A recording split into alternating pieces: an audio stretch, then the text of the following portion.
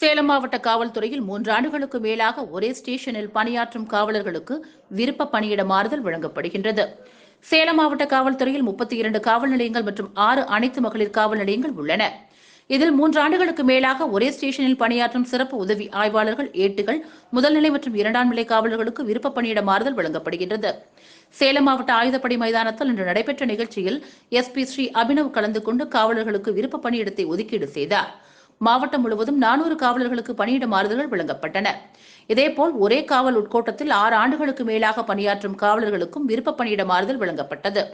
இதுகுறித்து செய்தியாளரிடம் பேசிய எஸ்பி ஸ்ரீ அபினவ், சேலம் மாவட்ட காவல்துறையில் விருப்ப பணியிட மாறுதல் வெளிப்படையாக நடந்து வருவதாக தெரிவித்த அவர், மாவட்டம் முழுவதும் பெண்களுக்கு எதிரான குற்றங்களை தடுக்க அனைத்து கிராமங்களிலும் காவல்துறையின் சார்பில் விழிப்புணர்வு நிகழ்ச்சிகள் நடத்தப்பட்டு வருவதாகவும், குழந்தை திருமணங்களை தடுக்க உரிய நடவடிக்கை எடுக்கப்பட்டு வருவதாகவும் தெரிவித்தார். சேலம் மாவட்ட காவல்துறையில் ஜென்ரல் டிரான்ஸ்ஃபர்ஸ் இன்னைக்கு போடலான்னு ஒரு முடிவு எடுத்திருக்கோம். இதில் சுமார் 400 பேர் டிரான்ஸ்ஃபர்ஸ்க்காக எலிஜிபிள் ஆகிறாங்க. இது தவிர்த்து நிறைய பேர் அவங்க கிரீவன்சஸ், அவங்களுக்கு பல காரணத்தினால, ஃபேமிலி இஷ்யூஸ்னாலேயோ இல்லை மற்ற காரணத்தினாலேயோ சில குறிப்பிட்ட காவல் நிலையத்துக்கு இடம் மாற்றம் கேட்டிருக்காங்க. ஸோ அதை கன்சிடர் பண்ணியிருக்கு. இன்னைக்கு எல்லாருமே இங்கே நம்ம டிஸ்ட்ரிக்ட் ஆர்ம்ட் ரிசர்வ்க்கு கூப்பிட்ருக்கோம். இதில் எங்களோட எண்ணம் என்னன்னா, டிரான்ஸ்பரன்சியோட இந்த டிரான்ஸ்ஃபர்ஸ் போடணும்.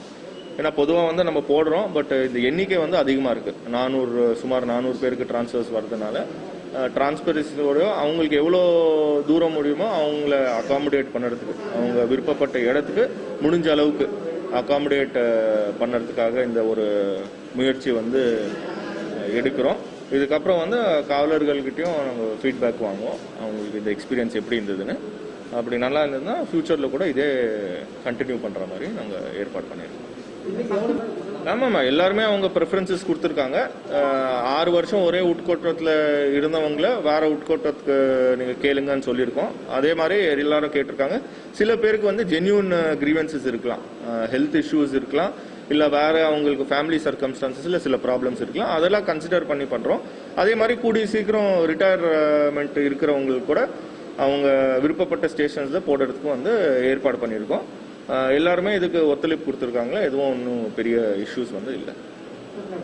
இப்போ உமன் ஹெல்ப் டெஸ்க் நம்ம மாவட்டத்தில் 32 காவல் நிலையத்தில், அனைத்து காவல் நிலையத்திலுமே இந்த உமன் ஹெல்ப் டெஸ்க் நம்ம எஸ்டாப்ளிஷ் பண்ணியிருக்கோம். இது தவிர்த்து 6 AWPS இருக்குது, ஆல் உமன் ஸ்டேஷன், அங்கேயும் எஸ்டாப்ளிஷ் பண்ணியிருக்கோம். உமன் போலீஸ் பர்சனல் நம்ம ஜென்ரல் ஸ்டேஷன் இன்ஸ்பெக்டர்ஸ் கூட சேர்ந்து அவேர்னஸ் தினந்தோறும் பண்ணிட்டு இருக்காங்க.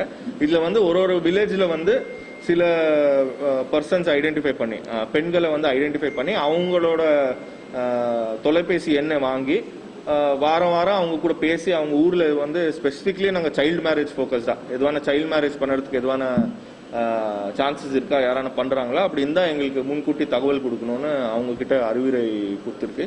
ஸோ அதன் அடிப்படையில் இந்த சைல்டு மேரேஜஸை கூட கண்ட்ரோல் பண்ணுறதுக்கு நாங்கள் நடவடிக்கை எடுத்துருக்கோம். இது மட்டும் டோட்டலாக மோர் தென் 20 கால்ஸ் வந்திருக்கு. அதில் நீங்கள் பார்த்தீங்கன்னா 2-3 பெண்கள் அவங்களுக்கு யாரும் பார்த்துக்கிறது இல்லைன்னு சொல்லி கூறினாங்க. காவல் எண்ணில் உடனடியாக அவங்கள ஹோமில் நாங்கள் சேர்த்துருக்கோம். அதே மாதிரி அவங்க பசங்க யார் இருக்காங்களோ அவங்கள ட்ரேஸ் பண்ணுறதுக்கு அந்த ஏற்பாடு செஞ்சுருக்கோம். சரி, வேறு